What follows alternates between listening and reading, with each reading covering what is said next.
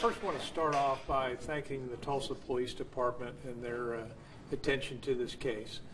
It certainly is the type of case that I think was very difficult on this department, but they certainly showed their professionalism.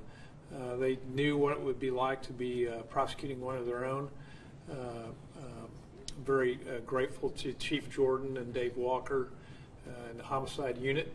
They certainly persisted in this matter. They wanted to see a final verdict. I consulted them before we went into this last trial and asked them what their position was, and they fully supported my position that we needed a final verdict. So what the Tulsa Police Department did with regard to its investigation, its perseverance, needs to be recognized. It's a hard case for any department to have to be going after one of their own.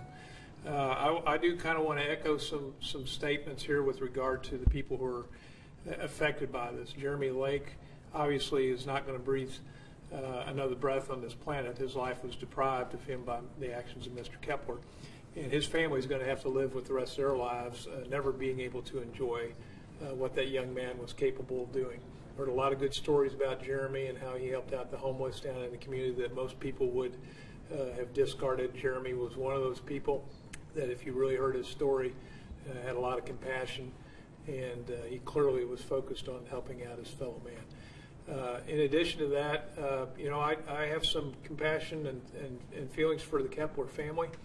I don't think their family ever envisioned that a 25-year veteran of the Tulsa Police Department would go off the rails like Mr. Kepler did on this particular evening.